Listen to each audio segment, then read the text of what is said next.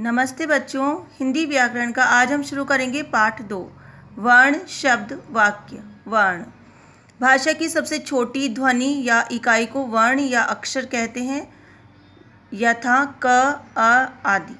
वर्णमाला वर्णों के व्यवस्थित एवं क्रमबद्ध समूह को वर्णमाला कहते हैं।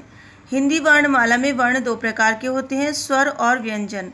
पहला है स्वर।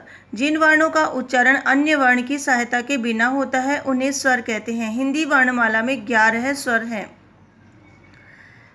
ए, आ, ई, उ, री, ए, ऐ, ओ, औ।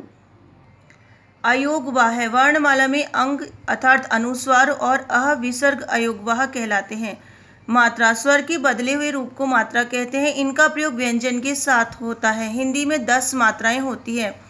स्वर और उनकी मात्राएं देखिए, यहाँ पर मैंने चार्ट बनाकर दिखाया है। आपको इसी प्रकार एक चार्ट बनाना है। उसमें 3 कॉलम बनाने, स्वर, मात्रा और मात्रायुक्त वर्ण।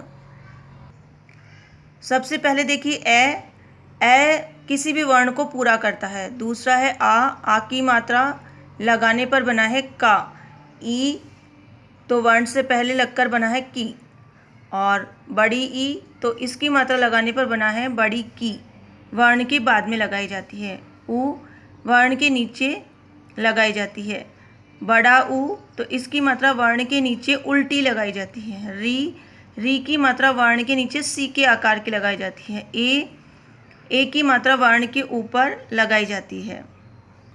आई की मात्रा वर्ण के ऊपर 2 लगाई जाती हैं। ओ की मात्रा वर्ण के बाद में और वर्ण के ऊपर एक साथ लगाई जाती है।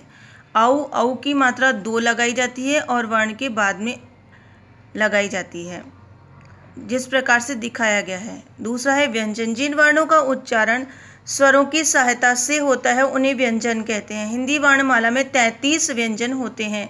व्यंजन देखिए, क वर्ग, च वर्ग, ट वर्ग, त वर्ग और प वर्ग।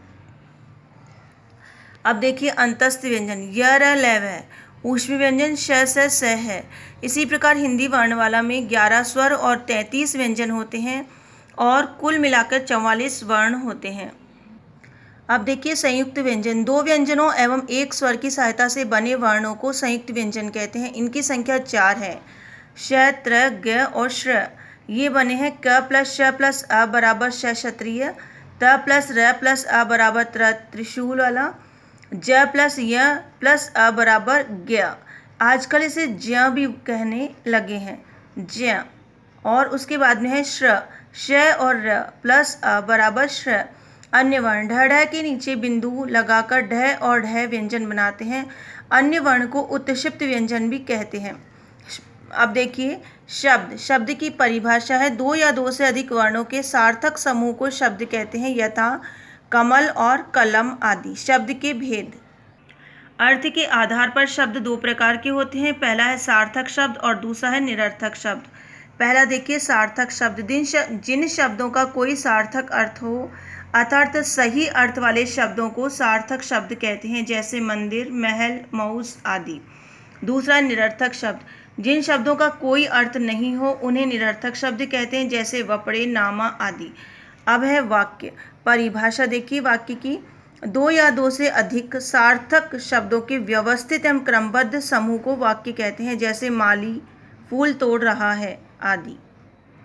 वाक्य के अंग। वाक्य के 2 अंग होते हैं, उद्देश्य और विधेय। उद्देश्य। वाक्य में कर्ता को उद्देश्य कहते हैं, यथा पहला उदाहरण दिया हुआ है, राधा गीत गा रही है तो राधा उद्देश्य है।